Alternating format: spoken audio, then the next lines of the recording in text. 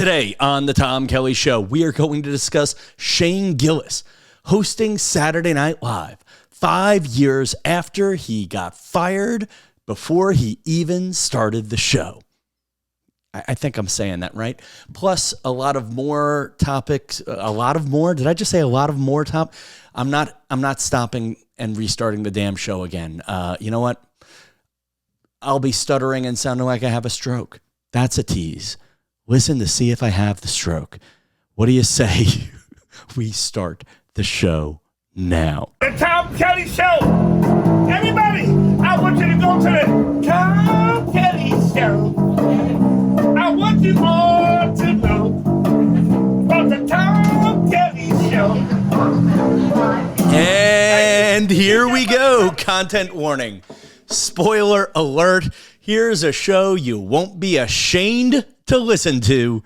You are experiencing the Tom Kelly Show. God, I should have done live from New York. It's the Tom Kelly Show because that's the topic I've been wanting to talk about all weekend.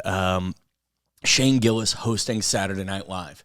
And I know that there are going to be new listeners and watchers and Shane Gillis bro-ish fans trolling this video to see if I'm about to say something bad about Shane Gillis. Before I do that, I am a day late and $1 short on the podcast in that I have been fighting some form of cold or something. I didn't have a fever, but I felt sick enough to take a COVID test. It came up negative. And true story, I worked as an NBC page at where Saturday Night Live duties were a part of my life for a year. I wound up talking with my friend Josh Payne, who actually worked at Saturday Night Live full-time for several years. And my friend Christian Blatt, who was a page at Saturday Night Live and interned at Saturday Night Live on Saturday night when I was starting to get sick. And I'm like, you know what? I'm going to watch Shane Gillis on Saturday Night Live while texting these guys who are on the West Coast. And again, you ever have that kind of cold where you don't know if you're sick until like you feel like a pansy? You don't know if you're like, I'm just being a baby. You know, like if you don't have a fever, you feel like a baby. All I know for sure is, and I'm not blaming Shane Gillis for this, and I'll get to my review in a minute. Again, there are some keyboard trolls ready to type in the YouTube comments, Tom Kelly, you're a loser comedian. You'll never compare to Shane Gillis, blah, blah, blah, blah, blah, blah, blah.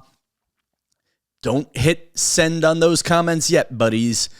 But I genuinely started having nightmares about Shane Gillis being on Saturday Night Live. And that's purely me getting stage fright about my own podcast. And yeah, I watched it in 2 chunks while I was sick this weekend. And before I go anywhere, I think I was rooting for him. For those of you who forget the Shane Gillis drama, Shane Gillis is a New York-based comedian. 5 years ago, he wasn't that much more famous or successful than me, and he got every comedian's dream. He got picked to be on Saturday Night Live. Now, I know several friends of mine who are friendly with him and say the nicest things about him. I don't know him. I have no loyalty to him other than that.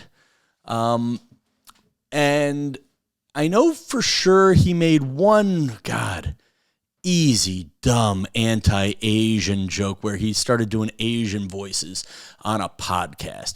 And dude, I worked for Rosie O'Donnell in the year 2007. Rosie O'Donnell, more liberal than me and Shane Gillis and a million other people put together.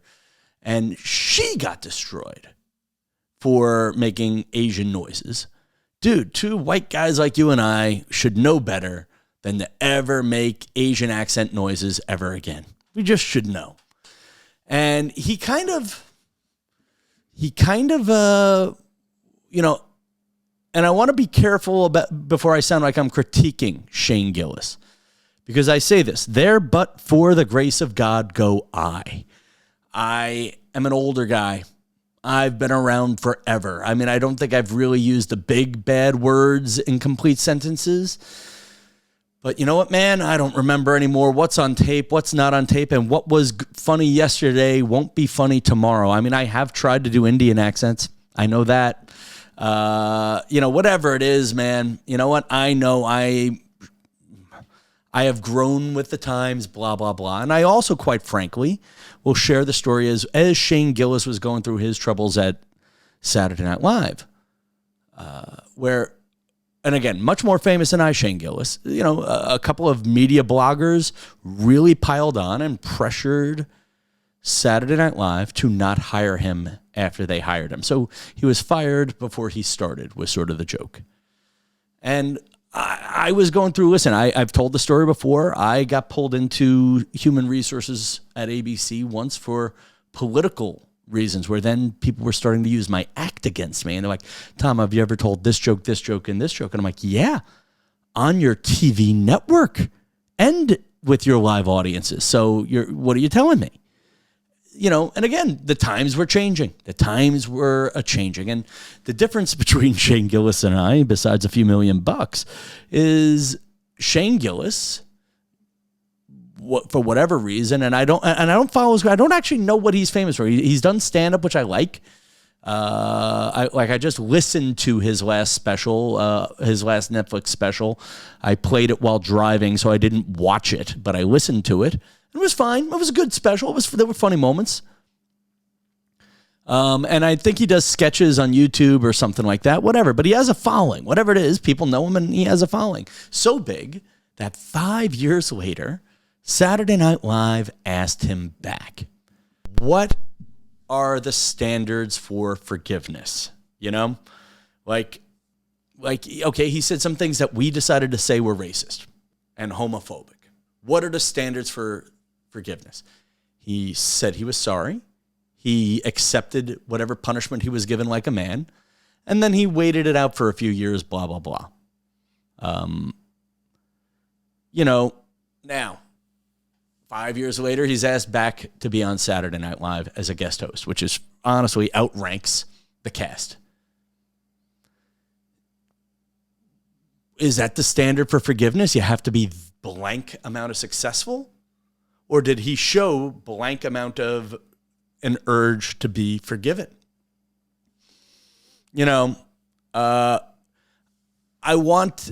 I was rooting for him. So here we go. Here, for all the bloggers getting ready to critique me for critiquing him on the keyboards, I was rooting for him. I wanted it to be one of two things, or bigger than the two things I'm going to say. Is I was hoping it was going to be either one, look at me, argh, my podcast is so successful that they had to make me a guest host of Saturday Night Live. Take that, Lorne Michaels. Argh. Or, and I thought he was on his way to sort of doing this, was saying, hey, I learned my lesson and I wound up plowing forward with my career anyway. And look, I happen to be so successful, they asked me to host a show. He really just touched on, hey, I was fired from here 5 years ago. And then it was awkward. The monologue it wasn't the disaster everybody was saying it was on the internet. The critics are really slamming Gillis's performance. It wasn't, like, is there a way to say it wasn't terrible, but it definitely wasn't what I wanted it to be. I wanted it to be like a Howard Stern Private Parts moment. A look at me, I did but maybe a little less douchey than that, I don't know. But and I'll give you one other complaint about the show, that he actually had a couple of really good sketches, but they were buried in the middle of the show. The cold open, he wasn't in, not his fault. His monologue, and it's hard to rehash and be critical about all these things without you guys having seen the show, but he touched on his nieces and nephews with Down syndrome and how they have a coffee shop for that. I don't know. Whatever it was, it was a swing and a miss. Or it wasn't a swing and a miss, but it was a swing and a foul ball for me. It was a swing and a foul ball. A friend of mine had a theory, though, that Shane Gillis being on Saturday Night Live is the mark of the end of the years of cancellation. Am I saying that right? That the let's cancel everybody time of the 2000s or 2010s and 2020s are over. If we're willing to forgive Shane Gillis, who are we going to forgive next? Probably not Bill Cosby, but somebody like that. Somebody like that. Are we going to start forgiving the people who put their feet in their mouth a little bit more the way we used to forgive them back in the day?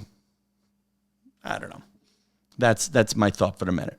All right, let's go through some high energy fan mail for a second. This next clip comes from Travis Gary of Kings Park, New York.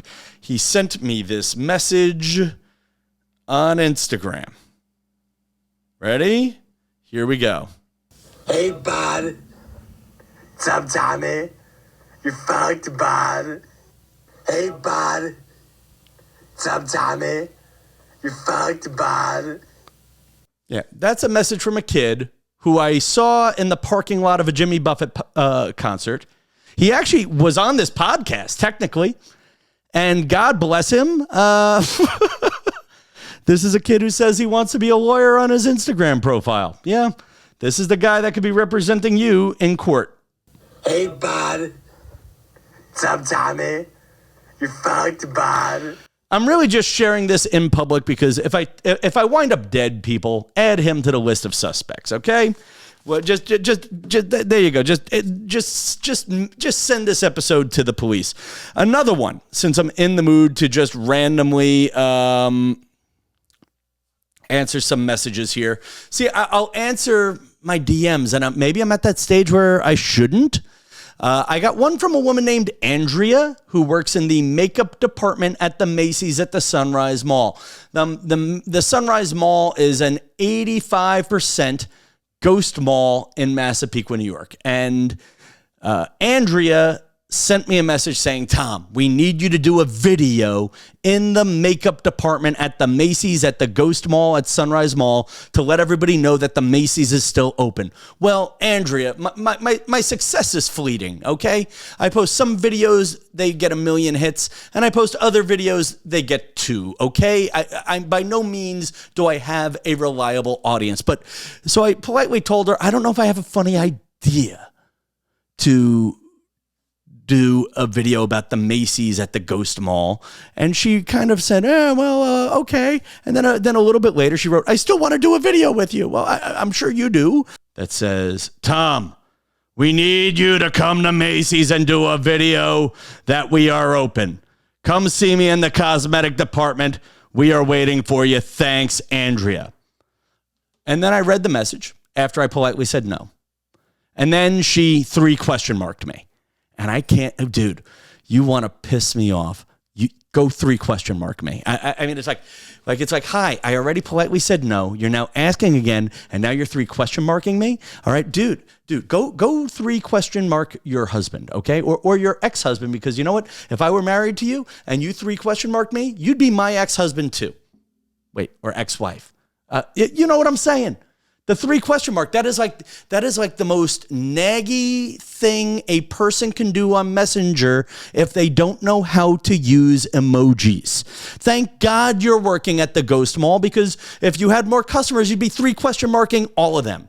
That said, I know you're a real person with a real job, and I want to support people in my community. So, folks, the Macy's in Massapequa is still open. Go up to the 3rd floor of the Ghost Mall and get all of your cosmetic needs taken care of by Andrea. Just don't give her your number or your full name. Otherwise, you're going to get the 3 question marks. I don't know if that's the commercial you wanted, but that's the commercial you're getting. Thanks, Andrea. By the way, have I mentioned I have a podcast? I don't know. All right. But here's the thing. Here's where you have to read the DMs, because sometimes you're going to get something really wonderful and heartwarming. So I'm going to go down college memory lane real quick. When I was a college freshman, I did a documentary on my spring break. I borrowed a VHS C camera and documented my first spring break in Massapequa, Long Island. And it's funny how right now Massapequa, Long Island humor is a part of my success, because it was really my first video success back in the year 1995. And I went to 3 or 4 little stops with this little documentary. I went to Jones Beach. I went to a place we call the Satan House. And then I went to a place called Rudy's A1 Auto Body. My friend Laurie Chismadia and I went in to get a quick estimate on fixing her rearview mirror. And there was a guy named Jim who just rambled while we videotaped. And he made a joke. I think he kind of pretended to flirt with Laurie Chismadia. And they said, no, I'm no Joey Buttafuoco, or anything. Anyway, I cut that and a couple of other things into a little documentary on my spring break. And it won me some awards and, quite frankly, set me off on the path of, trying to make people laugh with video. And here I am today, making no money off it now either. And, but for real, Jim's 5 minutes of kindness meant something to me back then.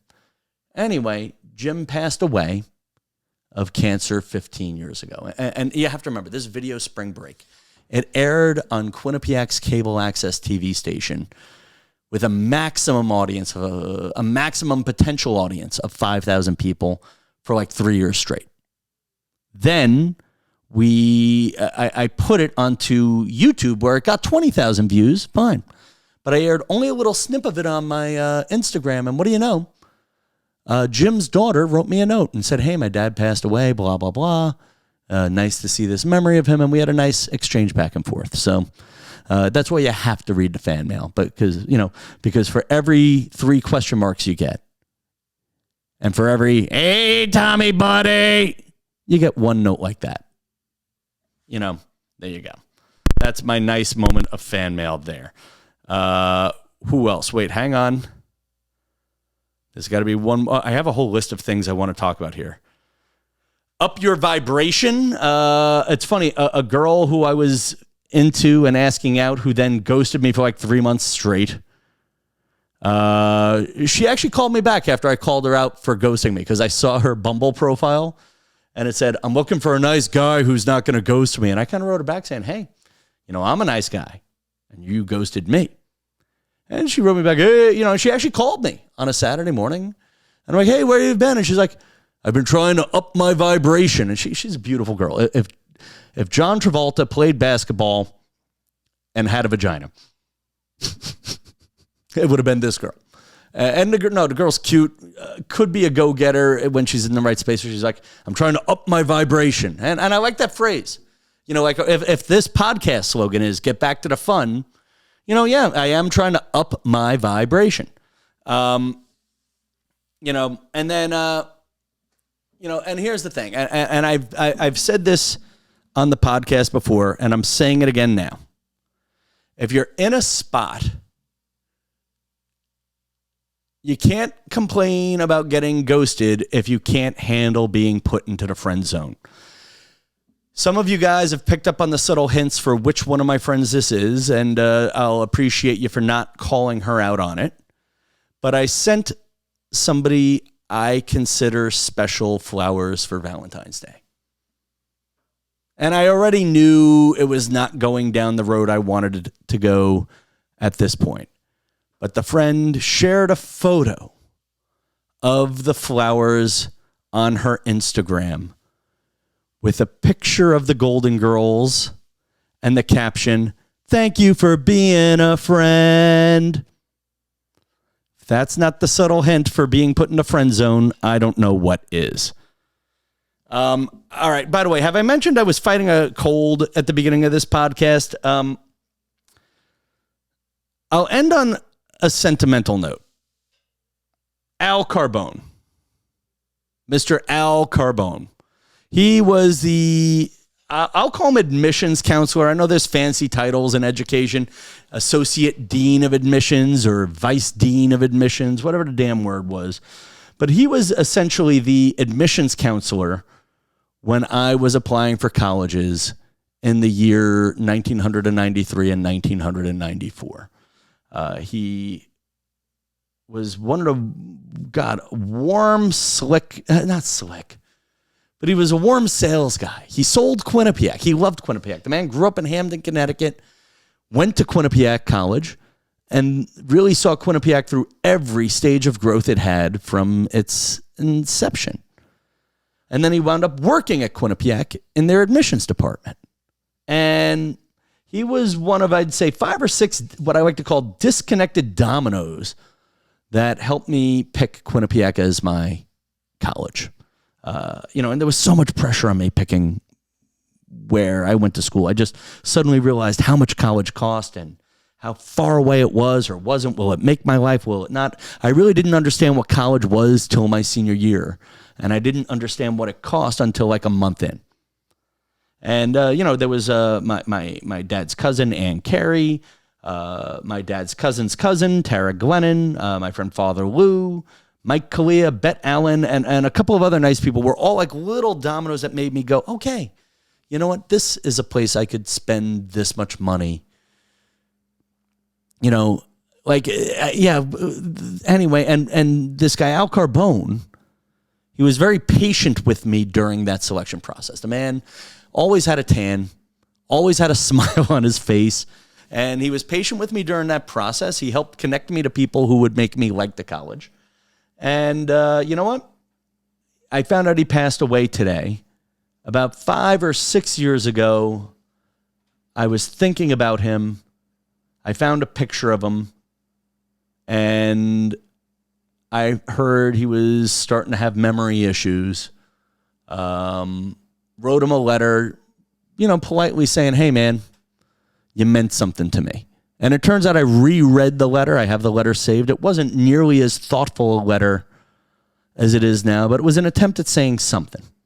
And the guy was not just my friend when I was looking at the college. He was your friend for the 4 years I was at college. And man, he gave not just me, but it turns out he gave my friend Jim Macarone and my friend Jay Galligan and probably 1,000 other nice people like me. I think John Mulhall. He made us all feel like we were coming home whenever we went back. And yeah. And the one thing I challenge you guys. Listen, you've been kind enough to listen to me ramble on this podcast for 360-something episodes for 20 minutes of your day, twice a week for a blank amount of time. And the one thing I know that I have told you right, the one smart thing I've said on this show is if there is somebody you care about, tell them you care about them. There's a chance they may post a picture of the thoughtful gift you sent them with the Golden Girls on it. You may not get, I don't know. Just if you have a chance to tell someone you love them, don't err on the side of not telling them. That's the only thing I've done right in my life. And sometimes it hurts. But in the case of Al Carbone, actually, I'll tell you a funny one. I used to always say to him, Al, thanks to you, I got into college. I know my mom slipped you a few bucks, and I got into college. And years later, he would say, well, Tom, with your grades, you couldn't get in now. All right, folks, let's end on the magic mirror. The magic mirror, for those of you who are new to the Tom Kelly Show podcast, is where I shout out people who have been sharing my podcast, who have been telling friends to listen, and people have been commenting on my YouTube and whatnot. So today, I say hello to, in the magic mirror, Jessica Francis, Hugh McHugh, Quab from church, and most importantly, I see you. And just like I was saying about that slogan with Al Carbone, show love where love can be shown, okay? I mean that in your own lives, and of course I mean that on my Instagram feed. I'm posting an Instagram 5 days a week.